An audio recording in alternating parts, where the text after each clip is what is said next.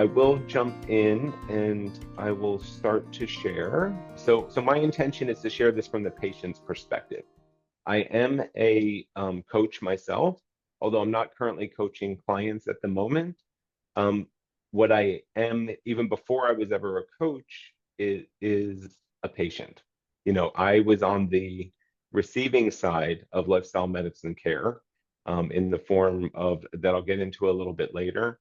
And I really understand what someone who takes someone who's ill or not feeling well and takes a very serious stance and decides to get treatment with lifestyle medicine, the incredibly high quality of life that can result from doing that. So that's really what I want to talk about.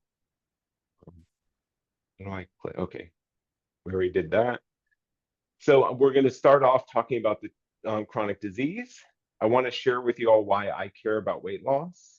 Then we can just touch on what is lifestyle medicine, and then why I believe that telehealth is the solution for today.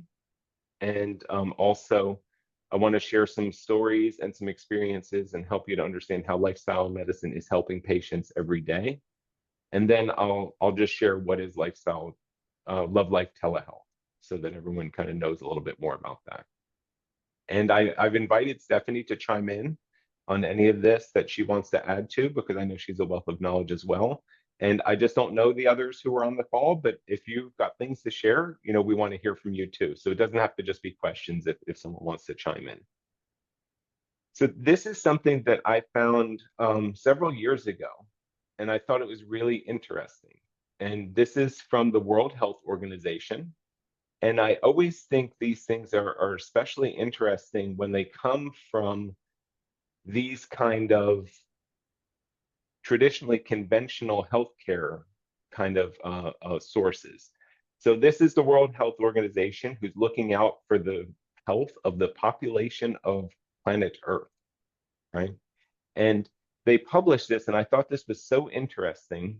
These are common misunderstandings about chronic disease, and they're misunderstandings and they're truths. And you can find them all at the website that I've listed here, or you can take a screenshot of this if you want to, or you can go back and look at the replay. But I'm gonna talk about 3 of them in a little bit more detail. I'll let you guys go with there we go. Oh, the arrows don't work. I have to click. So the first one I want to talk about is half-truth number 1.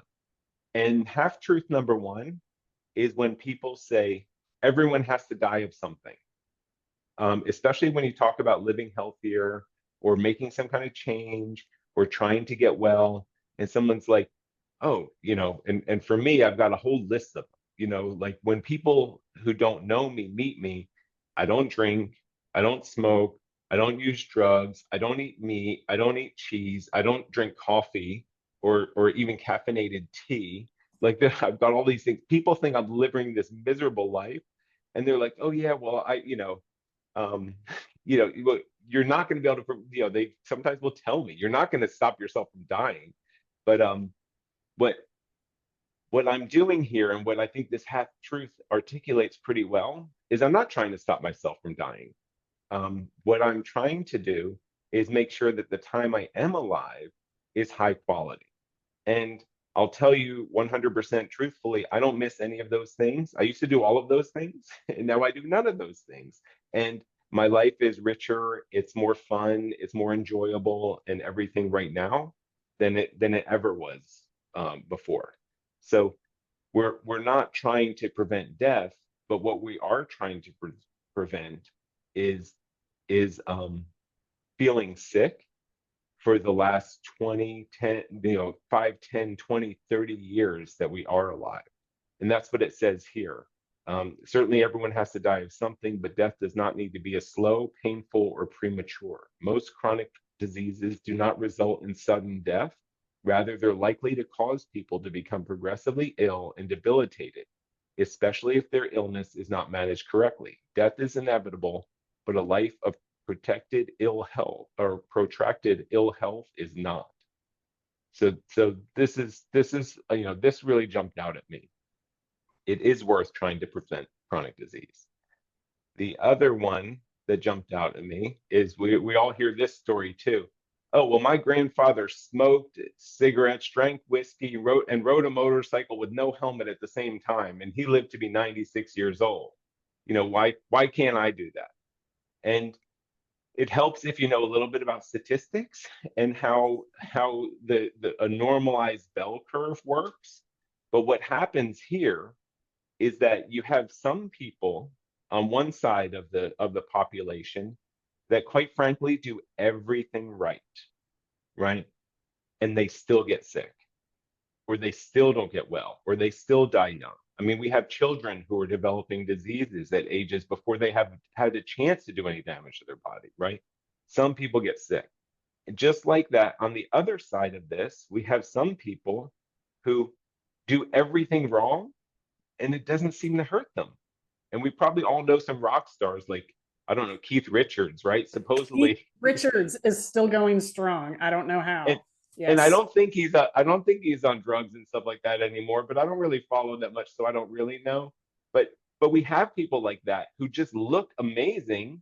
They seem to be living vibrant and healthy lives, even though we know that they've been doing everything that they can to possibly to harm themselves over time, right? But the reality is that most of us are in the middle. And that means two things. That means if we do things to harm our health, we are going to see the effect of that. And it also means that if we do things to improve ourselves, we're going to see the benefit of that. So we do have some control. And that's what it says here. These people inevitably exist, but they are rare. The vast majority of chronic disease can be traced back to the common risk factors and can be prevented by eliminating those risks. So I find this one empowering. And the fact that the World Health Organization is saying that this is a fact, like I mean, I just find that incredibly powerful. The last one that I wanted to share is this one about adopting a pessimistic attitude. And many of us who have tried to help others might recognize this as like a victim mindset. And some people really believe that there's nothing they can do anyway, that they're just going to kind of cruise through life and whatever's going to happen to them happens to them.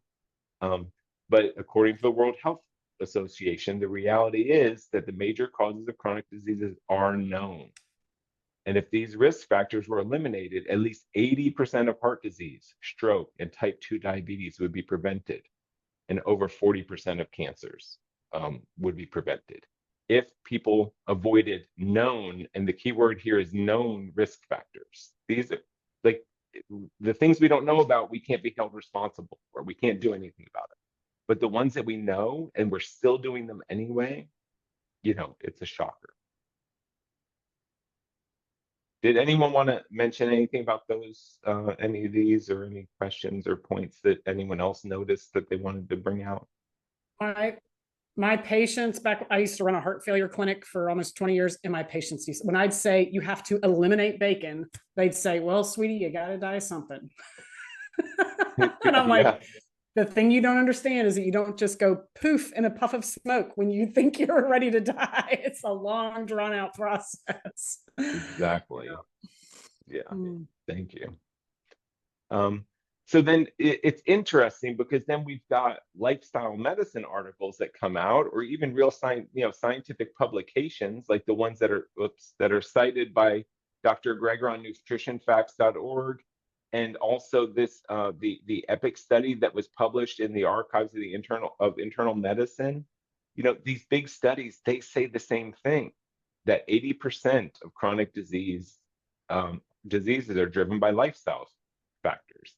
And I just hope that my message that I want to keep sharing with everyone, and I hope that all of us here on this call are continuing to share with everybody, is one of empowerment and letting people know that we can make changes and that we can make a significant difference in our own health, the health of our family, and the health of our friends and loved ones. I talk a lot about weight loss, not so much tonight, but I want to help people to understand why I talk about weight loss. And this is just a little video I put together. This is information that came from the Centers for Disease Controls. And these maps start in 1994, And over the next minute, it's going to take us all the way up to 2015. And if you look here, this is obesity on the left, and this is diabetes on the right. And if you watch the states, as the colors get darker, that means the rate of obesity is rising.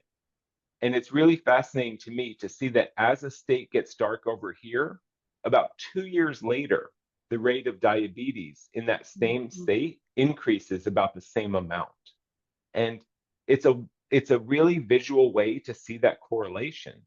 As obesity rises, about 2 years later, type 2 diabetes rises in the same rate. So we can really see it here in this kind of summary slide, that as you go from 1994 to 2015, so that's what, about 20 years, 21 years time, the rate of obesity, they had to actually add more categories. Like these dark orange categories didn't even exist in 1994, and they're here. But then if you look at the rate of diabetes, like the maps look almost the same, don't they? I mean, we've got a couple of light shade states here, but this now is 9 years old, right? So they changed the maps. So I could not extend the video, but what I could do is I could go and download the 2022 map.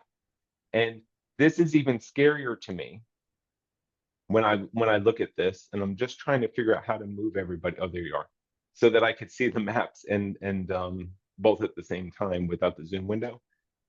But if you look here, this was 26% is the darkest color, greater than 26%. So we don't know. It says greater than, right? We don't know if that could be 26% up to 100%, right? But if you look over here, green is 20 to 25%. So they've changed the colors again completely, right?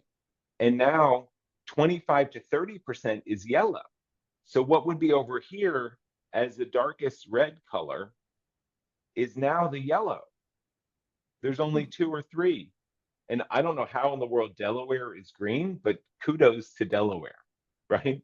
Maybe because they've only got about 30 isn't that people. DC? Like, is that Oh, Washington? maybe it is. I'm sorry. I was just You're thinking right. that, like, how can Washington DC be super Well, healthy? But I do No, know that. no. I know the answer to that. Nobody lives in DC. Yeah, I was going to say, because I've trained in DC, and let me tell you, there's lots of diabetes there. yeah, But most of the people live in Maryland or Northern True. Virginia, or Good they live, point. they live around DC, right? it's Washington DC. They probably just like changed the graph or something, change the But when we change the say, numbers for themselves. but let's look at it too, because when we say they're doing good, that means their rate of obesity is 20 to 25%. That means 1 in Right. 4 people living in Yeah. DC are obese. And if we go back over here, if we go back to 1994, that was here, even if we look at 2015, that's the worst state, right? Or that's these dark orange ones. That's Yeah. these states Right. that, Yeah. That's are there. terrifying. Yeah. So and this is only another, I can't see the numbers again, 15 to 2022. Somebody else is gonna have to do that math right now. 7 years, I guess. A Yeah. 7-year difference. So where are we going? It's scary as could be. And as someone who grew up, I'll get into it a little bit more, as someone who grew up morbidly obese and has all the psychological issues that come with that, I'm sensitive to speaking about, being overweight. And that's why I share this. But I'm sharing it not for the looks or or how you feel or anything like that. I'm just sharing this for what it means from a raw health perspective. And that's scary to me where we're going. Let me see. The other reason I care and talk about weight loss is because this is almost what's considered the normal trajectory of the health of a person in living the standard American diet and lifestyle. At some point people become overweight, then they become obese, then they get diagnosed with pre-diabetes, and then type 2 diabetes, and then there are other health complications that come from the compounding of the obesity and the diabetes. then they develop either heart disease or cancer, and then they die, right? And it's worth talking about because the impact of lifestyle treatment on these diseases, if you catch it back here, even if you catch it all the way up here to type 2 diabetes, like you can make a huge change by treating it with lifestyle disease. If you wait until you've got advanced heart disease, or if you wait until you've got advanced cancer, like lifestyle changes, making them at this point are not going to have very much of an impact. At the same time, if you start over here, your dependence on the conventional medical system is very low, right? We don't have hospitals filled with people just because they're overweight or just because they're obese or even just because they have type 2 diabetes. This is where you become part of the system that's really, really, really hard to get out of. So making the changes early and catching these things at these early stage, catching any kind of indicators for chronic disease at these early stages, you've got a really, really great shot of turning that around. As I also mentioned, this is probably the biggest reason why I care. And that's because this was me. And back in these pictures were taken in 2005.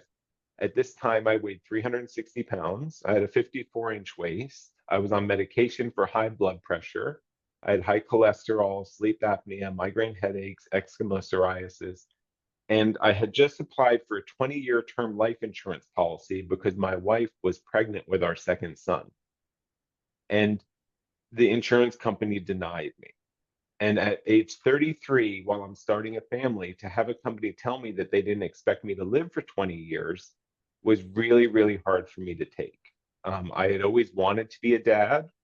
I had always wanted to have a family. And I felt like that was being taken away from me because they didn't tell me if I had 19 years or 15 years or 10 years. They just said they didn't expect me to make it 20 years. So I knew that I had to change, and I was highly motivated to do so. Luckily for me, I found Dr. Furman's book, Eat to Live, and I basically did exactly what it said. I switched to eating a whole food plant-based diet. That means I ate vegetables, fruits, beans, nuts, and seeds, and almost nothing else. I lost 160 pounds in just 20 months. My blood pressure became ideal without medication. That took about 3 or 4 months. My headaches, my sleep apnea, my psoriasis, my eczema on my fingers, even my seasonal allergies, they just kind of all faded away. Like I could not tell you the date of when any of those things happened, but my conventional physician had me logging my blood pressure, and she was aggressively taking off my medication so that my blood pressure wouldn't go too low. And she had no idea how or why this was working. She just knew that she had to take me off my medications or else it was going to be dangerous. Anthony, I've got yeah. Oh, go ahead. question. Did you exercise at all, or was this pure diet? I lost 90 plus pounds before I ever exercised at all. And then after I lost 90 pounds, I had so much energy that I did start running. Yeah.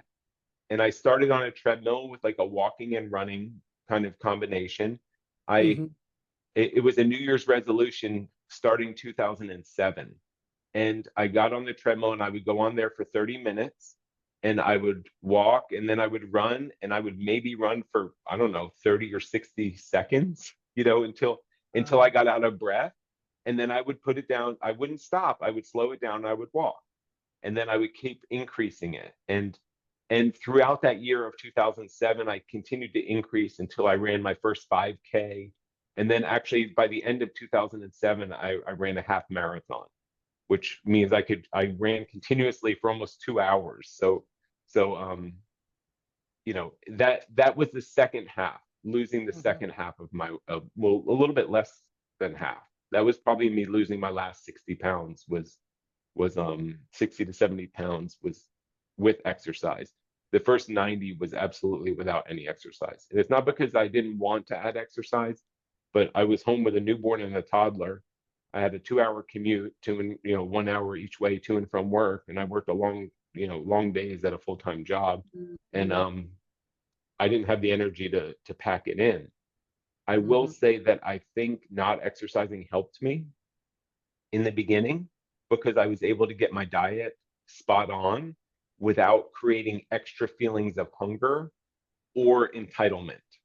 Like I never felt like, oh, I went for a run this morning, I can have a bagel, or oh, I went for a run this morning, I can have a cookie. Like I wasn't doing any of that. I was just living my same normal life. So I never had those conversations with myself to tell myself, to give myself extra permission to do something. And by the time I did start running and I got hungry, all that stuff was out of my life. So I just ate extra fruit or extra beans or extra salad or extra whatever else I was eating anyway, and it didn't impact my weight loss at all. And now life is incredible. And I could put some more pictures on here, but I got to raise my family. These are my kids when they were small. I don't have any new pictures in here, but they're now 18 and 20 years old, and they're going off. Like the one has been in college for 2 years, and my youngest is shipping out in August to go to school. So I got to be an incredibly active part of their lives. We got to do all kinds of things together, which is exactly what I wanted. And it's all thanks to me, figuring out how to get healthy and to reverse these health conditions that I had in a way that also gave me more energy and more kind of focus and more passion for living life. So any other questions about that? Anything I've shared so far, kind of why I care, or even just kind of the state of chronic disease that anyone wants to share? Okay, then we'll jump in. I think that most people probably know about what lifestyle medicine is. If you're on camera and you do know what lifestyle medicine is, do you mind just raising your hand? Great, excellent. Thank you. Then I won't go into it too much, but what it is when doctors practice lifestyle medicine, they have a different toolbox. And their toolbox are these things here on the left, right? They can help you to make dietary changes. They can help you to incorporate exercise routines. They can help you to develop, sleep patterns that are healthful. And they can help you to have strong social connections. They can help you to manage stress. They can give you these tools that will help to create an environment where the body can heal itself. And in many times, it's not, some people say, oh, you can't just, like, broccoli's not a cure for, whatever condition somebody's suffering from, right? Like I'll hear that on the street. People say, oh, broccoli is not not medication, it's not going to fix it. But half of what we're doing with lifestyle medicine is removing the things that cause the disease in the first place. So it doesn't take a genius to figure out that if you're hitting yourself in the thumb with a hammer, that the easiest way to stop your thumb from hurting is to stop hitting it with the hammer, right? So that's a big part of what lifestyle medicine is. And your thumb feels just fine when it's not being hit with a hammer, right? So that's what we're doing with our bodies. We're taking away the things that are causing the disease conditions. Thanks for watching and for being a part of the PBNSG community. We might if you even found need this to video crank up the helpful, dial be sure to and give do it a thumbs up and hypernutrition to subscribe to our help to channel make up for for even more things that we've been plant-based deficient insights, in over expert years. interviews, and Or delicious recipes. go with a very specific exercise routine. And for some people who are dealing with blood glucose issues and insulin resistance, like that could be as simple as taking a 10-minute walk after every meal. And that can really help to control blood glucose spikes and things like that. Like, so it can get very prescriptive. So it's not just really this general broad information, but it can be combined in ways that really help people to get healthy. And I just highlighted this part because it is evidence-based. And what that means is that there are published studies that have measured the impact of making lifestyle changes. And that's what these doctors learn when they go and get trained in lifestyle medicine. They learn what years of research have proven, not just what people think, not just what some visionary kind of made up or came up with or tried on a handful of people.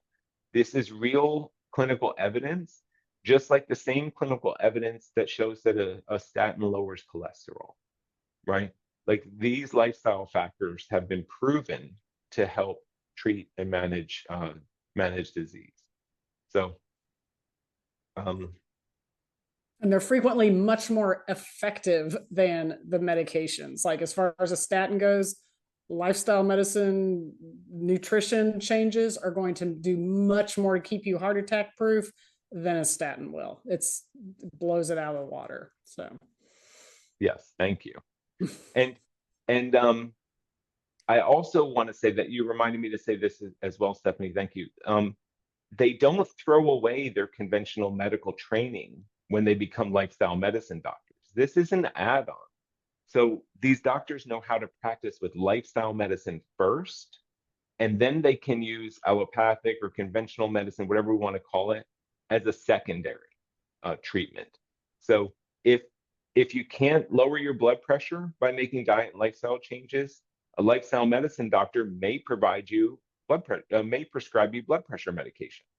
And it just means that somehow that your body's not responding to the frontline treatment, which is lifestyle changes, and it's less risky for you to take some medication rather than go around with high blood pressure all the time. And the same could be true for blood glucose. The same could be true for cholesterol. The same could be true for other diseases. There's not a blanket focus on getting everyone off every single medication. It's the real blanket focus is on helping to only use medication when it's absolutely necessary and not treating it as the only solution to achieving health and well-being.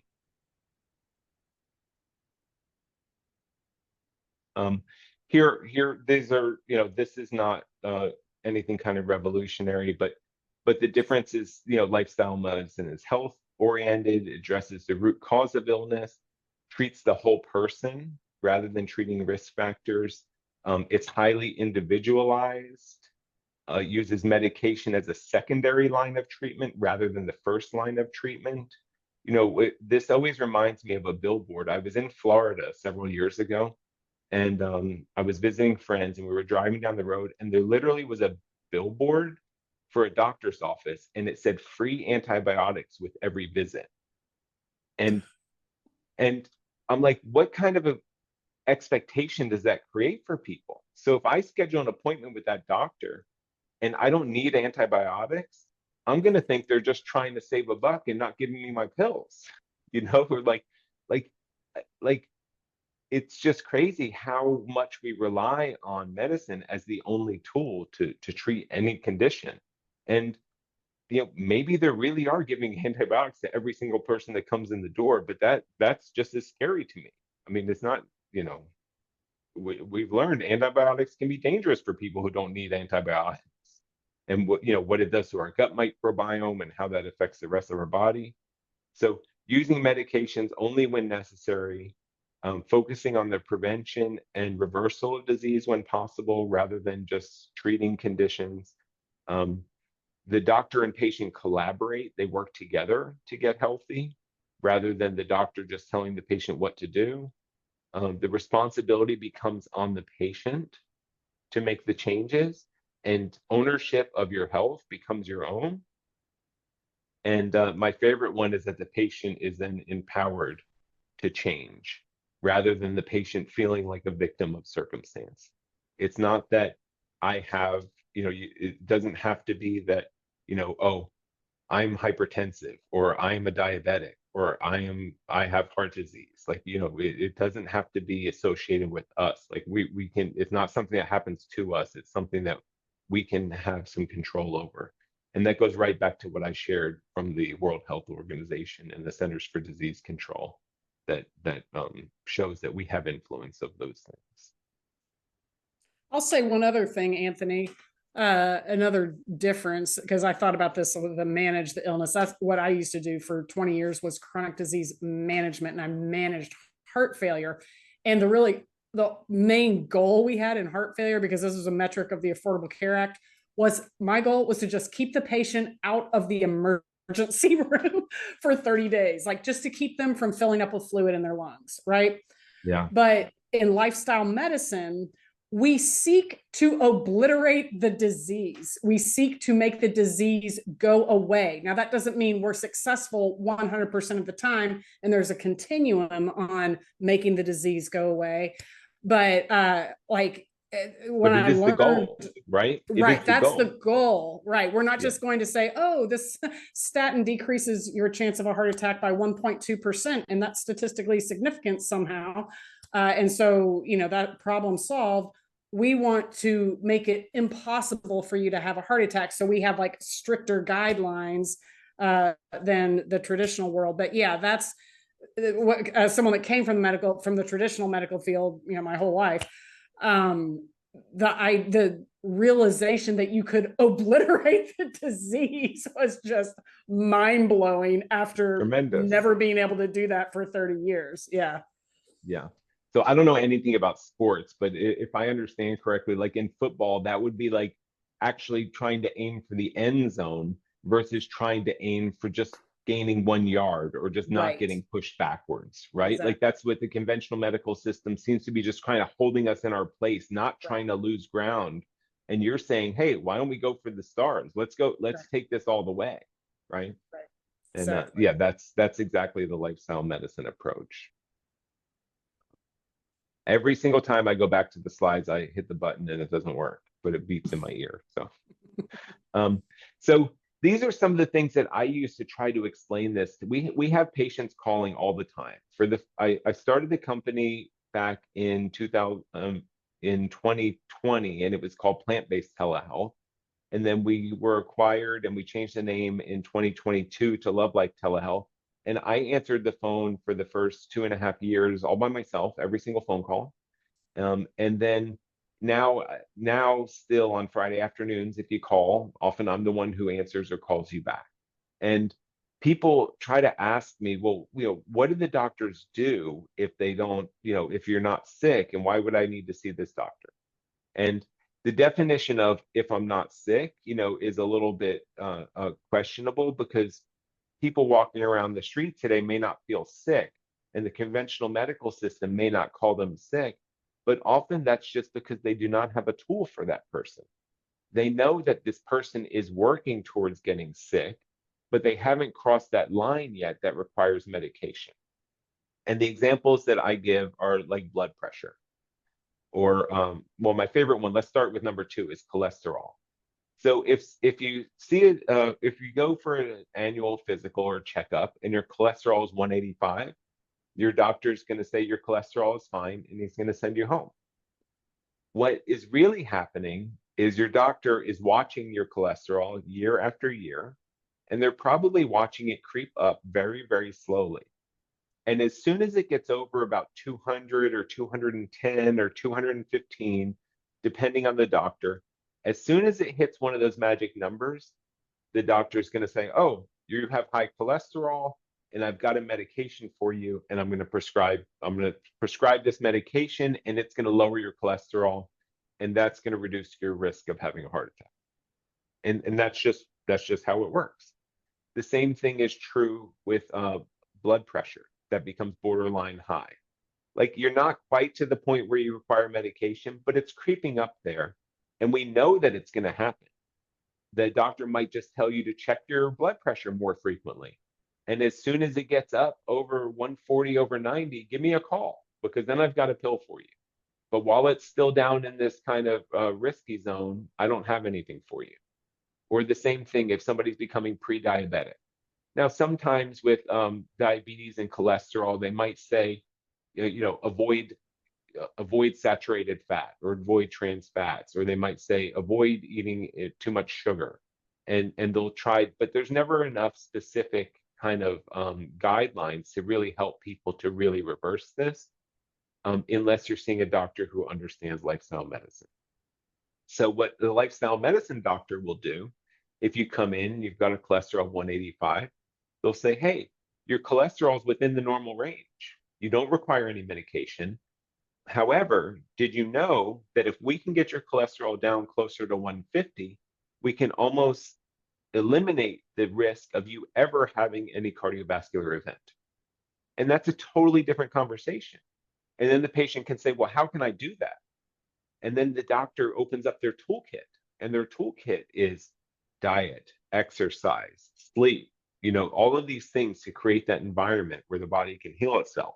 And the treatments are different. I mean, the common denominator is dietary change, because that's the area of biggest impact for most people. But there are, if someone's already eating a very healthy, whole food, plant-based diet, and their cholesterol is still creeping up, there are other things that they can do. The doctor can add foods, like to make sure people are eating enough greens throughout the day. Make sure you're having some flaxseed every morning. Make sure you're eating a couple of walnuts. Make sure you're, like, there are protocols that these doctors have learned how to follow to help lower that naturally. And if someone has what we would call genetically high cholesterol, then the doctor has other tools that they can use. Let's say someone's cholesterol is 260, and it's not going down with any lifestyle changes.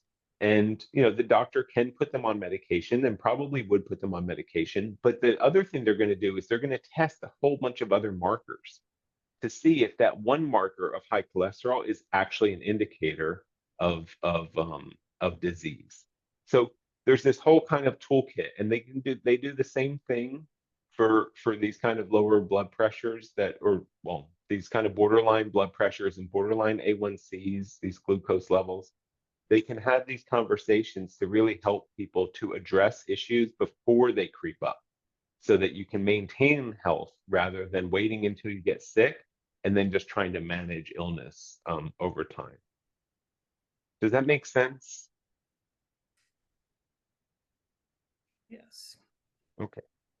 Any questions here? Or, like, you can imagine that you're or you can imagine that you're a healthy person or a person who's sick, and you called and I answered the phone, and you said, I'm considering making an appointment, but this is what I'm thinking about. Do you think that the doctors can help me with that?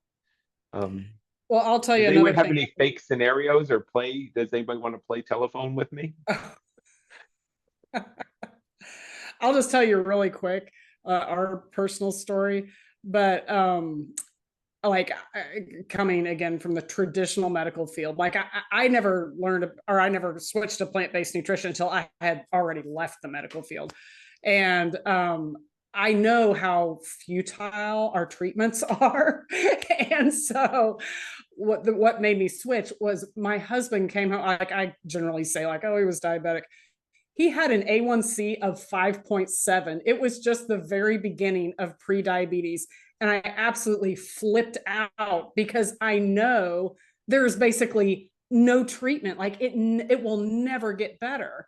And so that's why I had done chronic disease, quote unquote, management. I mean, like ever since I was like 21, Right. But when Paul came home with an A1C of 5.7, I suddenly realized, like, we are old. Like I just appropriated that to myself too. And I was like, our time is up. Like, because I know that at some point everyone develops like the hypertension, the high cholesterol, and the high blood pressure, and the pre-diabetes. And then it's just, there is no turning back, and it never gets better. Like I just observed people never getting better my whole career. And so, yeah, like that's why it's good to have these lifestyle medicine doctors that make a big stinking deal out of what seems like not a very big deal number, because it will never get better. It only goes one way, which is bad if you don't treat it with lifestyle. But if you treat it with lifestyle, it turns around rapidly and easily. It's just mind blowing. Yeah. With all these fun beneficial side effects of, if you happen to be overweight, you'll probably lose weight. If you're already a healthy weight, you're probably going to maintain your healthy weight. Like you're not going to shrivel up and disappear either. Like if you mental clarity, energy, better rest, all of these things that kind of come along from treating those conditions in this way. And I'm always impressed personally by the people who call that are not yet sick, because if you remember back, just a few minutes ago, I was threatened by death at a young age, is how I felt before I was really motivated to really make a change. And to me, that gives me a great deal of respect for how much work and how much commitment it takes to make a change. I will tell everyone that living the lifestyle that I live today is so easy, it takes zero effort at all. But going from my old lifestyle to this lifestyle was a ton of work. Change is hard, and it's hard for everyone. So, respecting that and appreciating that, but the benefits of figuring out how to make that change, greatly outweigh the effort that it takes. I didn't push the arrow. I clicked the mouse and it changed. There we go. So why telehealth, right? And what happened was after I made my change, I was working in the pharmaceutical industry. And I was, as Stephanie mentioned in my intro, I was proud of working in the pharmaceutical industry because I was developing medications. I was helping to develop medications. I wasn't doing them myself by any means, but I was helping to develop medications that were helping people. So I thought. After working there, after recovering my own health and continuing to work in a pharmaceutical company for another 12 years, I kind of lost my passion for it. I would walk around this campus in New Jersey, and it was 500 acres, and we had 10,000 people just on this site. The company with Novartis had 120,000 people working there worldwide at the time. And I just couldn't stop thinking that 80% of the work that we're doing is just to enable people not to take care of themselves. If we didn't have a pill for it, people would have to make the changes. But since we have the pill, people think that they don't have to make any changes. And they continue doing all the harmful things to themselves, and they take their medication and they think it's going to make them fine. In the meanwhile, other complications and conditions creep in. So I had an opportunity with changes that me and my family made at home, and then changes that were happening at work. And I was able to leave Novartis in 2018. And I explored for a year. I knew that I wanted to help people to prevent and reverse disease rather than helping to manage and treat disease. But I didn't know exactly how I was going to do that. I mentioned earlier, I did go get certified as a health coach. I had a few clients. I was really proud of the work I was doing, but I did not know how I was going to help hundreds or thousands of people because I didn't have that much time to be on the phone, all day. So I would go to these conferences and meetings, and I'm talking about things like the National Health Association conference, or I'm talking about things like plant stock events, not where doctors are learning about lifestyle medicine, but where people were going to get healthy. I had the opportunity to go to a whole bunch of Dr. Furman's Whole Foods immersions that he was doing for employee wellness and stuff. And I saw this pattern. We would always have a doctor who would get up on stage and they would present some research, some scientific information, some evidence on why and how lifestyle medicine can treat and reverse disease. Then they would shift into the next part of their presentation where they would show success stories or case studies. And they would show how they've applied this scientific information to help people and help people get healthy. And I was one of those success stories sometimes. I got to go on stage and I got to share my story plenty of times, right? And then it would go to Q&A with the audience.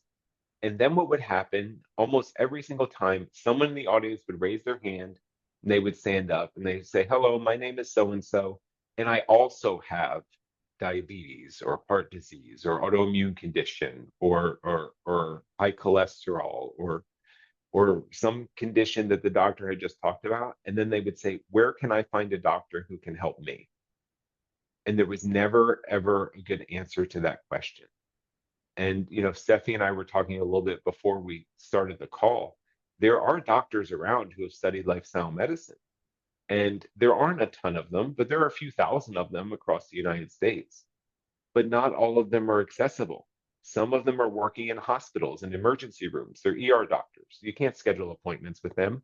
And even if you got an appointment with them, they're still working within a conventional medical system, which means they don't really have the tools and resources to practice lifestyle medicine. Or it's someone who has changed careers and they're no longer in clinical practice, but they're board certified in lifestyle medicine. So I wanted to help to solve that problem. I wanted everyone to have access to a doctor that practiced lifestyle medicine. And I knew some incredible doctors who wanted to see patients and they wanted to practice lifestyle medicine, but they didn't have a place to do it. And I kind of added up one and one, and I said, well, with telemedicine, we can have one doctor who's licensed in multiple states. And maybe if they have enough state licenses and there are enough people in all of those states, maybe a doctor can actually build a viable practice, because in any one location, like this tiny town that I live in Clinton, New Jersey, I think if you opened a lifestyle medicine clinic here, you would probably get about 15 patients, and probably 4 of them would be me and my family, you know, or, but if you could see everyone in the whole state of New Jersey, and then also the state of New York, and then also the state of Pennsylvania, if we can reach those people online and we can get them, and then maybe the doctor can see enough patients to really have a lifestyle medicine specific practice. So that's what we set out to do. And our mission has always been from day one, lifestyle medicine for everyone. That's our goal. We right now have 8 doctors, and combined, they're licensed to see patients in all 50 states, plus Washington, D.C., and they also do international consultations.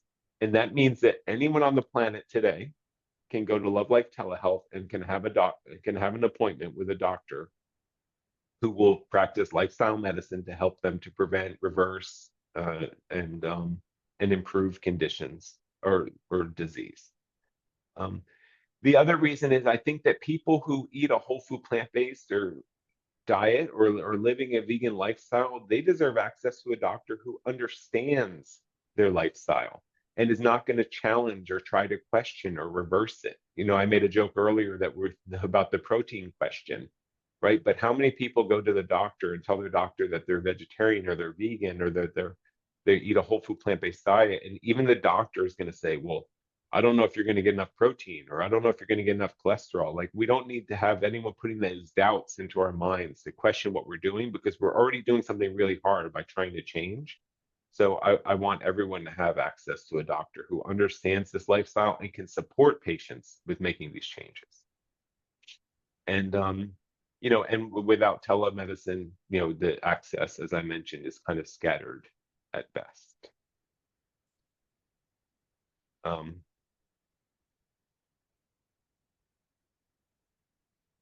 So I'll just mention that the medical, I'm not trying to make I'm trying to keep this on track.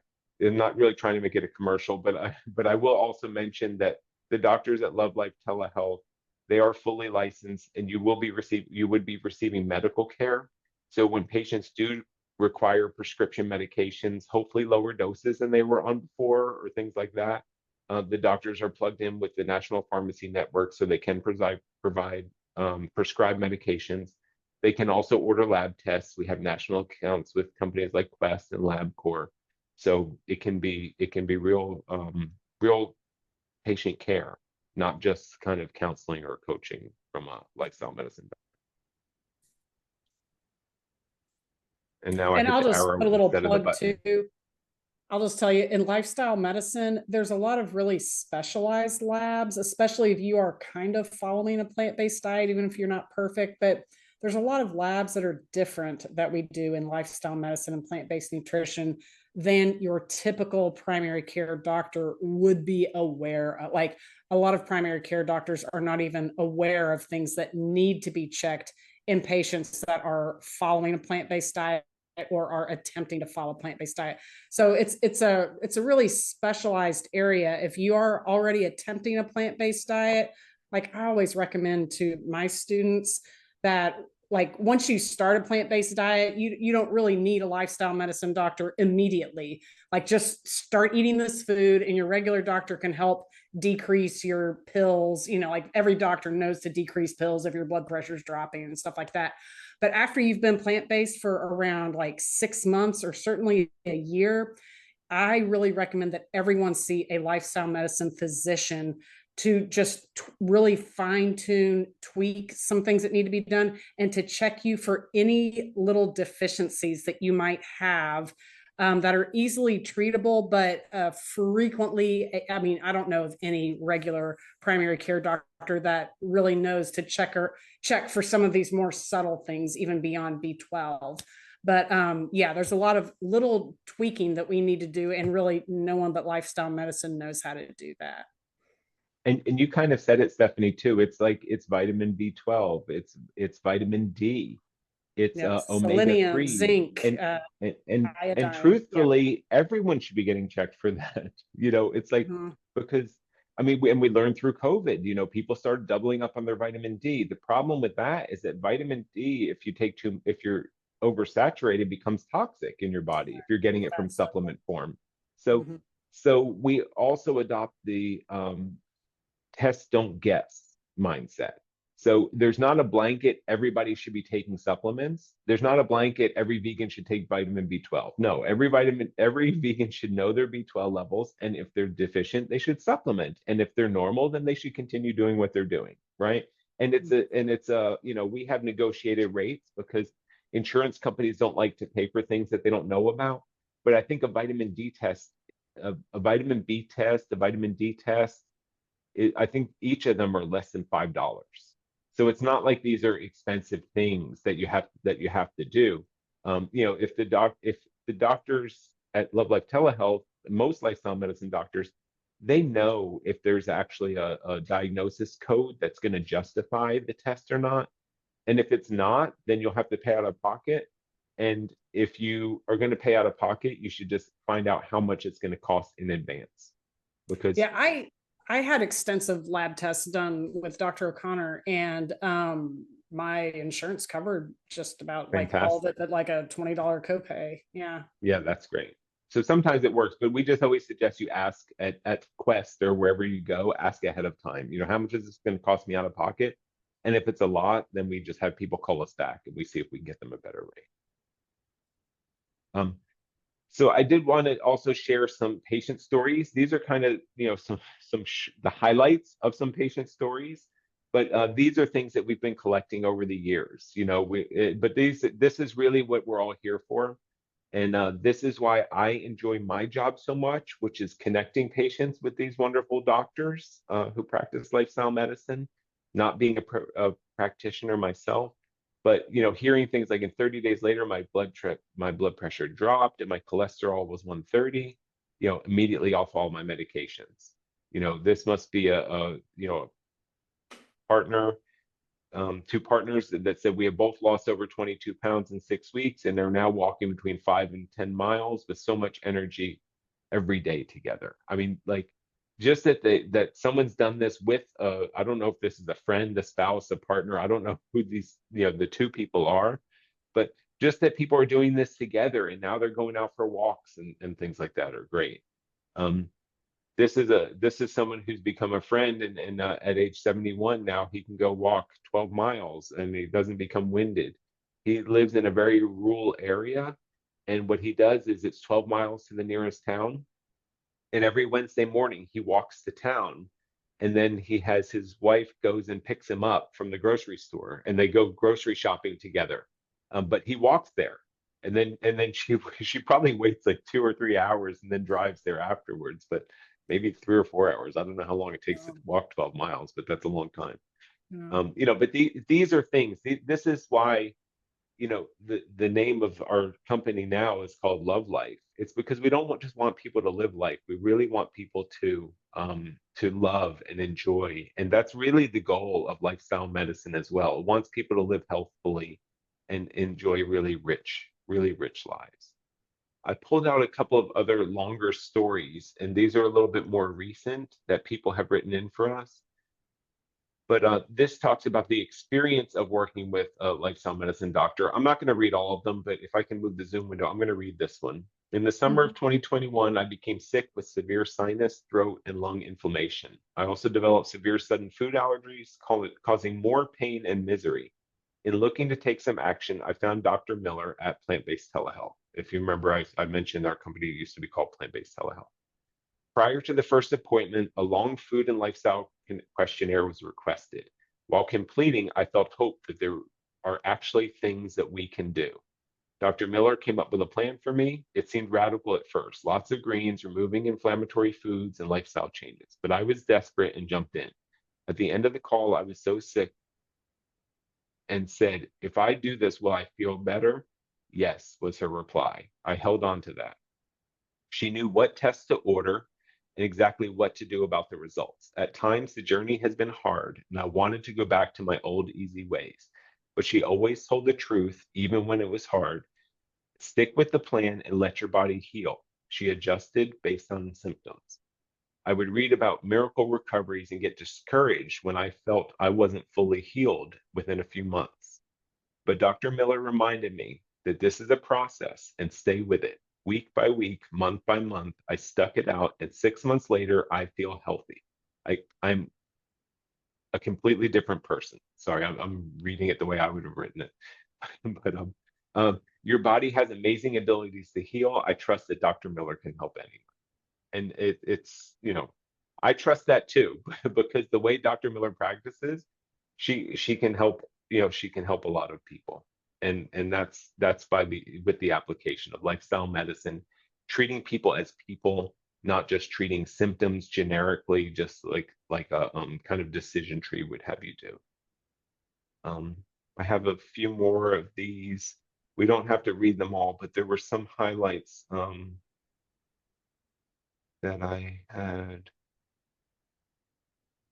Here's an A1C that went from 12.2 to 7.6 in 3 months, right? So this is fully severe. This is full on diabetic, and this is down to just barely being diabetic. And also lost 26 pounds. Cholesterol went from 215 to 168. Excited to see these changes, and she knows that she's going to continue to get her A1C and weight to normal. And I'm sure that she will. If she can make this kind of change for the first 3 months, A1C is an average that it's your average blood glucose over a 3-month period. So I'm sure that in the next 3 months, there's no reason that this person wouldn't be back to normal as they continue doing what they were doing. Here's another. My cholesterol was 243. I dropped my cholesterol 100 points down to 143. LDL was cut from 172 to 83. 100% worth it. I love everybody who sticks with it long enough says the same thing, that it was really hard and that it was absolutely worth every ounce of effort that it took. And wants to encourage other people. Some people gave us their full names, some people didn't provide their names. We didn't really push for that. I so appreciate Dr. Kim. She's thorough, wants to find the root cause. I'm also thankful that your doctors follow the whole food plant-based diet. I like talking to those who understand what lifestyle will accomplish. Here's one from Dr. I was just going to tell you real quick, KC, that's on the call with us, gave her experience with Love.Life. She said she's been following positive experience with Love.Life. She had been following a healthy plan prior, and the doctor was able to tweak the plan based on lab results and food diaries submitted. All the labs improved, and my primary care physician was respectful of the input and supportive of the plan. So yeah, well done, Casey. Thank you for sharing that. Yeah, that's that. I mean, that makes me smile. That makes me happy. It's all worth it. Here, I wanted to mention that accessing the plant-based telehealth network gave me the tools I needed. There was something in here. I'm not trying to read it all, but maybe it was this one that said. All of these doctors that work with us, there are 8 of them right now, they all practice independently. But the other thing that they do is they get together twice per month and they discuss cases. And they discuss things that they've been able to do successfully with patients. And they've discussed challenges that they've had with patients who have not been responding. And together, if you see one of the doctors at Love Life Telehealth, you're essentially getting the collective knowledge of all of them working together.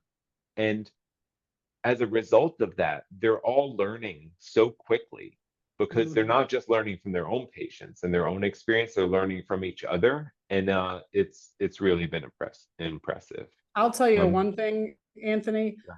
So I went to Dr. Kiri O'Connor because like I was plant-based. I'd been plant-based for like 3 years, but my cholesterol was just not dropping.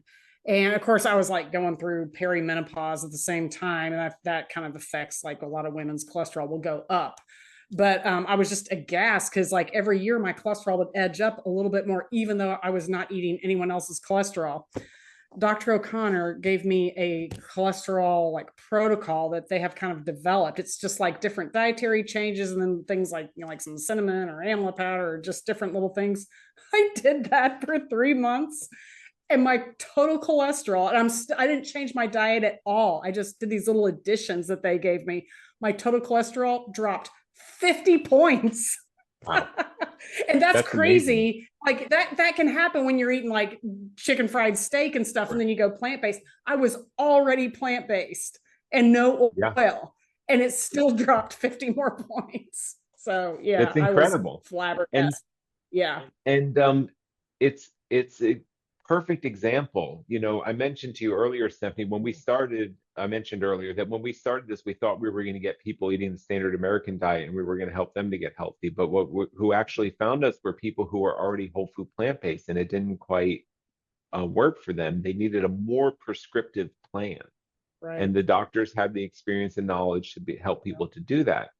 And what else I love about your example is it's not always about what you give up, right? Like we need to have, like there are beneficial properties in many things, like you're saying, amla and cinnamon, or even walnuts or flax or things like, and you know, or different types of greens and stuff that people can add to their diet that might help them to achieve. And people just aren't thinking about that because they're like, well, I gave up dairy, I gave up all processed food, I Right. gave up meats, and what, like this, that was supposed to do it. But Yep. again, No, it's if you think about it in she terms of, so fine-tuned it, and I never would have known. I mean, there's no way I could have ever even figured out yeah, in like a lifetime all the well, knowledge that they had. It just like one visit, bam, there all was. they Yeah. figured it out because there's 8 or 10 doctors who are facing Yeah. that same thing in hundreds of patients, and they've learned over time what's worked. And I'm positive that some of what they learned is from patients trying things themselves.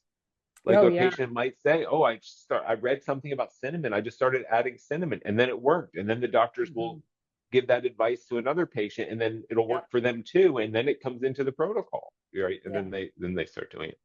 And this I had to share this one because this woman's name is Joy, and the first thing that she says that Dr. Bizzoni was including suggestions for helping her live with joy and passion. And I don't know, I probably have Dr. Bizzoni has not been with us for too long. Well, maybe almost a year and a half or so now, but almost every bit of feedback that we get from Dr. Bizzoni says, I'm really shocked that my doctor asked me where I find joy in my life, or what am I doing for fun, or what am I doing to make myself feel alive. And she's become kind of famous for that.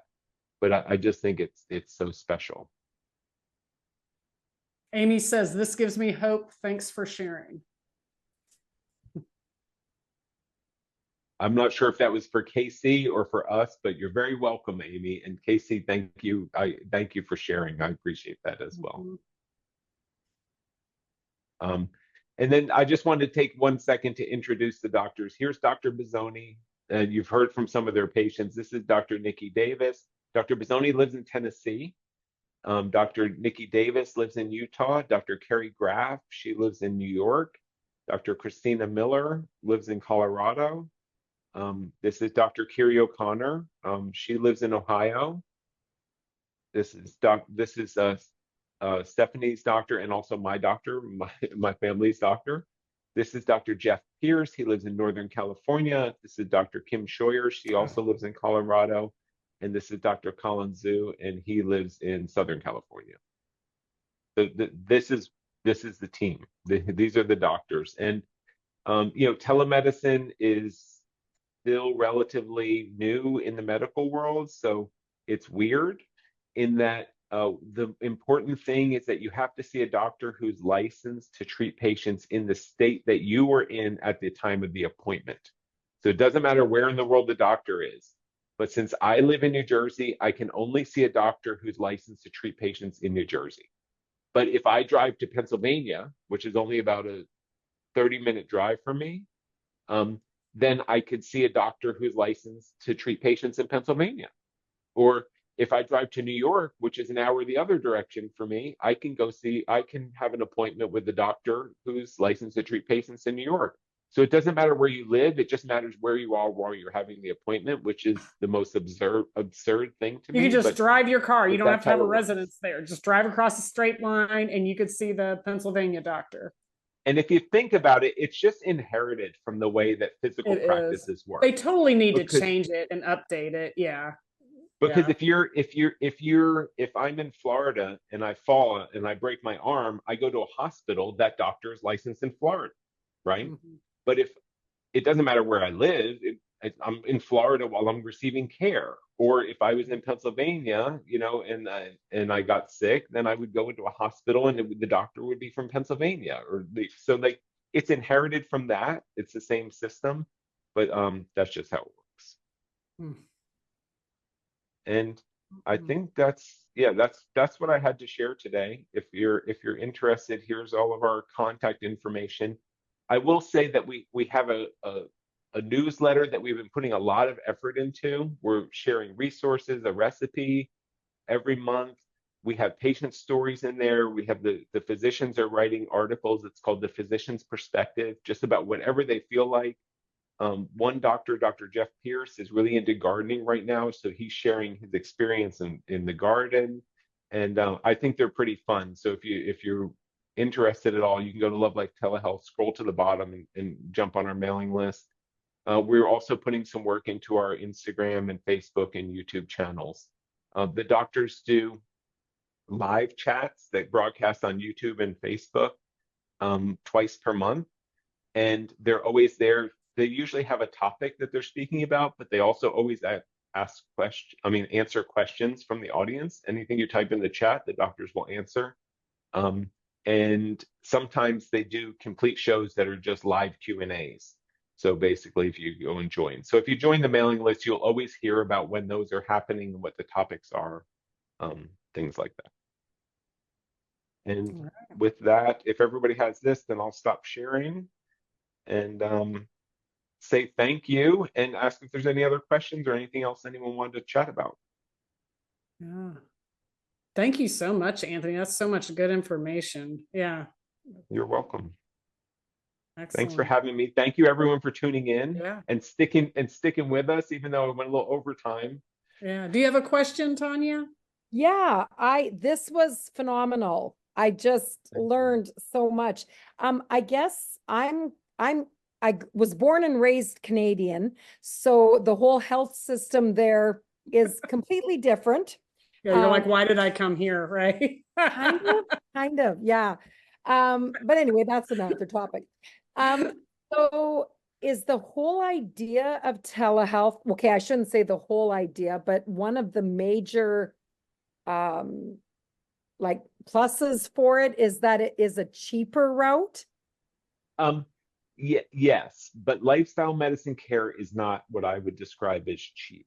It depends on where your bar is. So I'm going to explain it all to you fully. I just want to caveat that, and I also want to say it's a little bit where I hesitate when I say that we're lifestyle medicine for everyone, because it is pay out of pocket. It's patient pay for the appointment, and then we do everything we can to help people get reimbursed from their insurance companies if they've got private insurance.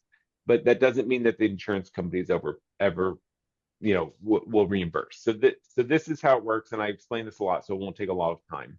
So the appointments are $350 for a 1-hour appointment and $175 for a half-hour appointment. And we are keeping those as affordable as we possibly can. And when I say it is cheaper, we don't have rent. We don't have, you're not paying for all that overhead that you would otherwise pay for. I mean, literally everyone works out of their home office. Like no one even has space, right? So we are doing that with an effort to keep it as affordable as possible, and that's the best that we can do at the moment. Okay. So how it works is you pay for your appointment in advance. If you cancel, as long as we get 24 hours notice, there's no fee for that. You'll be fully refunded. If you need to reschedule, again, all that we ask for is 24 hours notice so that the doctors can put someone else in their schedule.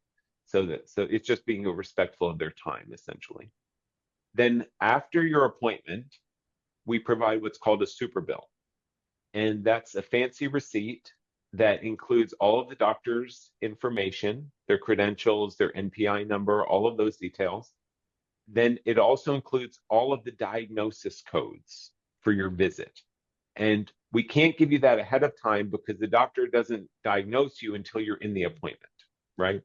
And they will document all of the diagnosis codes just like this was going to be an insurance visit. And then it also includes the treatment codes for your appointment. And you'll get that automatically after your appointment. It will get put into your patient portal, your super bill. And then you can just turn that over to your insurance company and they will determine how much they will reimburse you. Now, there's a million factors that determine how they'll reimburse you. The most important are the treatment or the diagnosis codes. So if somebody's coming in for a well checkup, like the insurance company might say, oh, we reimburse $30 for a wellness visit. If somebody comes in and they're, I'll use myself for example. If they're obese, they have high cholesterol, they have high blood pressure, they have sleep apnea and psoriasis, which is an autoimmune condition, and eczema, like I would get like probably 6 or 8 different diagnosis codes. My insurance company might then reimburse the whole $350 because there's like that's a very complicated visit, right? I think the magic number is 3 or 4 or more chronic diseases. They'll cover the So full the amount. sicker you are, the more likely it is to be covered, right? Yeah, which is terrible. And then, so then again, it's just another system where they're just waiting for you to become sick enough where it's cheaper to treat you than to ignore you, is what the insurance company model does. But then it's even more complicated because then it depends on your plan, because everyone has a different deductible and everyone has different levels of in and out of network benefits. So if you don't have any out of network benefits, or if you've got a really high deductible, even though you've got all these conditions and it's all documented and it's all prepared, they might say, oh yes, we would have reimbursed $350, but you haven't met your deductible yet. But at least it goes towards your deductible. Yeah. So that's how it works, just purely on the insurance route. On the other side, if you have a healthcare spending account or a flex savings account, you can just use that to pay for your appointment upfront. And then you don't have to worry about any kind of submitting a reimbursement. You're still paying out of pocket, but at least you're paying with pre-tax dollars that have already been designated. And our system is completely set up.